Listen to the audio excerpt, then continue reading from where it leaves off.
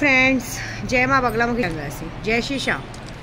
देखिए, आज सभी को एक आदेश है मेरा कि आज सभी जो भी मुझे मानते हैं, जो मेरे ग्रुप में है, वो आज सभी श्याम बाबा के नाम पे एक अर्जी बांधेंगे कि मैं कल निकल रही हूँ खाटू श्याम बाबा के दरबार में। ये अर्जी बांधेगी कि हमारी माँ की यात्रा अच्छी हो, कामाख्या की पूजा पूरी हो और 10 महाविद्या की पूजा पूरी होते होते हमारे जो कहते हैं ना दिवाली में जो साक्षात्कार शक्तियाँ दर्शन देने वाले वो काम हो। कल भी किसी ने रात को मुझे फिर से मैसेज किया कि हमको आके आपको मिलना है, ये करना है। देखो, मैं प्यार से समझा रही हूँ कि मुझे नहीं मिलना है।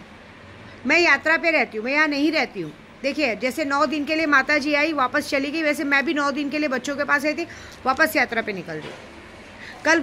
कल बहुत सारे लोगों का मैंने एक बात देखा है कि बहुत सारे लोगों के चेहरे से हवा उड़ गई थी। कुछ लोग मेरी बेइज्जती देखना चाहते थे, कुछ लोग ये करना चाहते थे, लेकिन लोगों को ये हुआ कि कहते ना जिसके सर पे खाटू श्याम का हाथ है। और इस बार मेरे सारे ग्रुप वाले सब लोग जब पूजे पे लगे तो तुम जैसों की क्या औकात कि मेरा विसर्जन या मेरी पूजा पाठ बिगाड़ सको। लेकिन कहीं ऐसा नहीं कि तुम्हारा बिगड़ जाए। मैं एक और बात बताती हूँ, अगर कोई मेरे बारे में आप लोगों से इन्फॉर्मेशन मांगते हो और आप इन्फॉर्मेशन देते हो तो आप अपने लिए काल पैदा करते हो, क्योंकि आपके साथ कुछ भी हो सकता है। देखिए, मैंने अभी एक बात तो सोचा, मेरे घर में 2-3 लोग सूट नहीं करते। अभी जैसे मेरे घर में माता की चौकी होती है, जिनको मैं माता की चौकी गाने बुलाती हूँ, इस बार उन लोगों ने जरा भी अच्छा प्रदर्शन नहीं किया। फालतू में 25-30 हज़ार गए। वो लोग सिर्फ पैसे का वो करते हैं। जब जो टाइमिंग पे चालू नहीं करना, ये नहीं करना। उनका पायगुन भी अच्छा नहीं, मैंने देखा है। दूसरी बार पायगुन उनका ख़राब हुआ। पहली बार भी आए थे तो मेरे घर में झगड़ा झंझट हो गया था, और दूसरी बार भी कल वो आए तो भी दूसरी बार भी जब वो लोग बीच में आए थे तभी भी हमारे घर में प्रॉब्लम आ गई थी। इसके लिए अब मैंने सोचा कि ज़िंदगी में बाकी किसी को भी पैसा दे के बुलाएंगे, उनको नहीं बुलाएंगे, क्योंकि वो लोग का पायगुन दिन अच्छा नहीं। किसी को भी उठा लाते गाना गाने के लिए, गाने का ना आवाज़ अच्छा है ना कुछ अच्छा है। अरे हम लोग पैसा दे रहे, फ्री में थोड़ी तुमको बुलाया है, या चंदा मांग के थोड़ी बुलाया है। 25-30 हज़ार दे रहे, उसमें तुम किसको भी उठा लाते हो गाना गाने के लिए, ना ठीक से गाना गाना ना कुछ, वो मतलब नहीं है। दूसरा, मैं एक बात बताती हूँ, मेरे पास जितने लोग भी काम करते हैं, इस बार कुछ लोगों को पैसा देने के बाद भी ज़बरदस्ती की फुटेज खा रहे। आप एक बात बताओ, आप लोग महीने भर लोग गांड घसते हो, 18, 19, 20 हज़ार कमाते हो, फिर भी तुमको पूरा नहीं पड़ता है। यहाँ विद्यादेवी 8-10 दिन का या इसमें जगह पे एक दिन का लोगों को 10 हज़ार, 15 हज़ार, 5-5 हज़ार बांट रही है कि सारी चीज़ें परफेक्ट करो, फिर भी ना तो टाइम पे आना, ना टाइम पे चीज़ें करना, ना टाइम भागते रहना। ये सब चीज़ें शोभा देती है क्या? एक इंसान अगर पैसा दे रहा हो तो बेवकूफ़ है क्या? हाँ, आप लोग महीना भर गांड घसने के बाद भी आप लोगों को चीज़ नहीं मिलती और जगह पे आप लोगों को चीज़ें मिल रही है, तो एटलीस्ट ऐसा काम तो करो कि दोबारा इंसान आपको ही बोले कि नहीं भाई ये लो 2 पैसा लो, ये लोग अच्छा काम करते हैं। अब जैसे देखिए हमारे रमेश भाई लोग हैं, वो लोग आते हैं, उनको 2 पैसा देना मेरा फलता है। क्यों? क्योंकि वो लोग, हाँ, उनका थोड़ा सा टाइमिंग का वो हो गया है। मैं झूठ नहीं बोलूँ, उनके लिए भी पहले वो हर चीज़ टाइम पर करते थे, अब उनको भी लेट फास्ट होने लग गया है। अब उन्हें भी ऐसा हो गया कि दीदी को मेरी गरज है, मेरे सिवा कहाँ जाएंगे। ऐसी बात नहीं है। अगर मेरे को इसी तरह से लेट फास्ट होता रहेगा तो मुझे गरज किसी की नहीं है।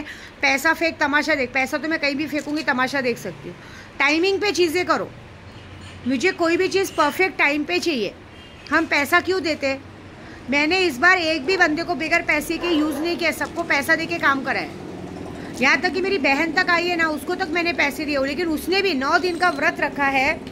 9 दिन का व्रत रखने के बाद भी पहले दिन ही मैंने उसको कहा था कि देख 2 पैसा भी मिलेगा, स्थापना भी अच्छे से करना, 9 चंडी पूजा होने वाली, 10 महाविद्याओं की पूजा होने वाली, यहाँ ध्यान देना। लेकिन उसका पूरा ध्यान बच्चों पे, चलो अच्छी बात है बच्चों पे ध्यान देते हैं, लेकिन हर जगह पति को खाना बना के देना है, पति को टिफ़िन देना है, ये करना है, वो करना है, टाइम पे आना नहीं, जाना नहीं, ये कितनी गलत बात है।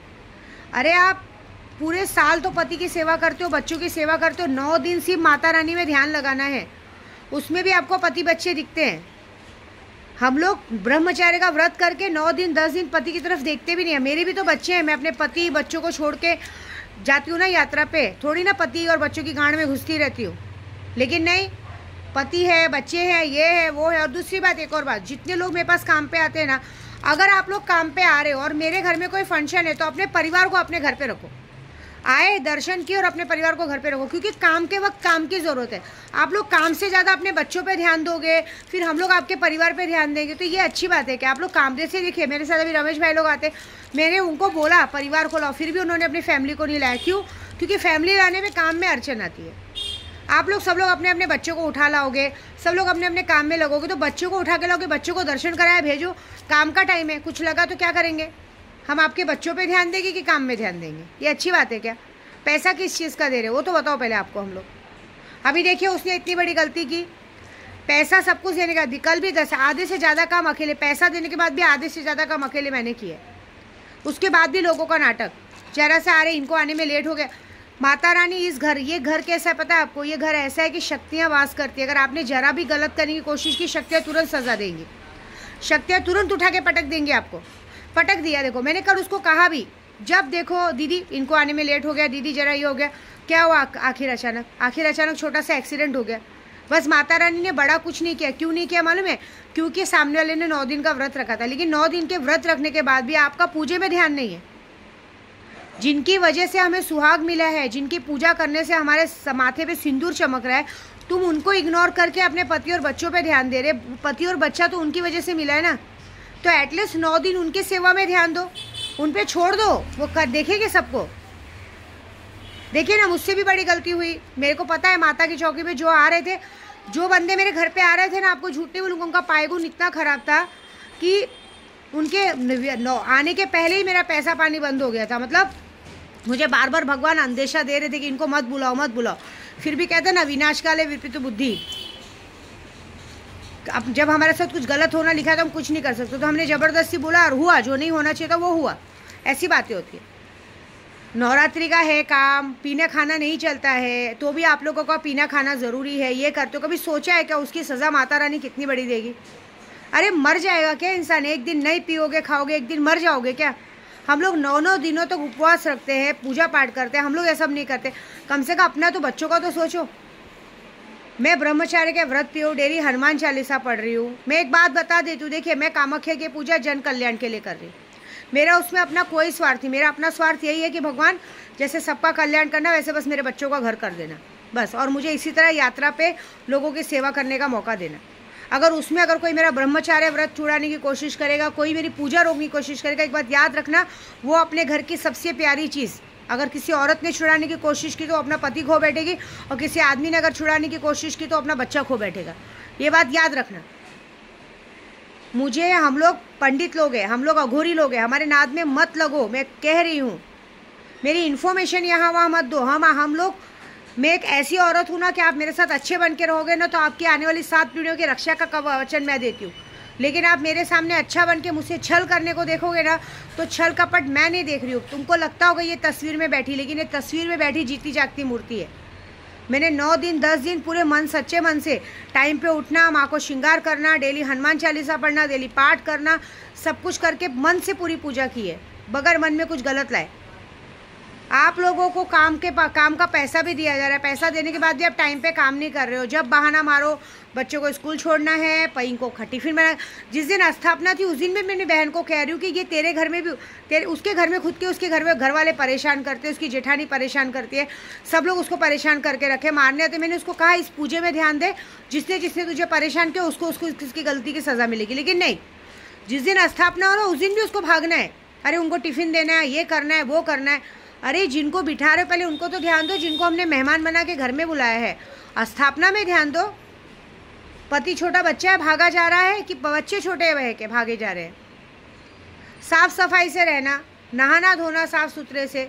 यहाँ मैंने बहुत सारे जनों को देखा है, नहा लेंगे, मैक्सी पहनेंगे, साया ब्लाउज बदलेंगे ही नहीं। कितनी गंदी बात है यार, तुम लोग कैसे ऐसे रह सकते हो? मुझे तो बगैर नहाए बगैर मुँह धोए पानी भी मुँह में डालने के लिए गंदा लगता है। साफ़ सुथरा रहने से शक्तियाँ आती है, नहीं तो गंदी चीज़ें आप में प्रवेश करेंगी, अच्छी बात नहीं है। इसी गंदगी की वजह से मैंने अपनी एक बहन को बुलाना छोड़ दिया। उन लोगों को नहाने के नाम पे पता नहीं पानी से जैसे एलर्जी होता है ना, पानी जैसे पानी उनको छू देगा तो लोग जल के मर जाएंगे, ऐसा। मेरे बच्चे हैं, 3 बच्चे हैं, लेकिन तीनों बच्चों में इतने संस्कार कि बेगर नहाए भगवान को नहीं छूते, नहा धो के साफ़ सुथरे रहते हैं। उनको बचपन से वो सारी चीज़ें सिखाई गई हैं, उनको घर में आदत हो चुकी है, माता की चौकी, ये सारी चीज़ों के। हम जैसे संस्कार देंगे वैसे करेंगे।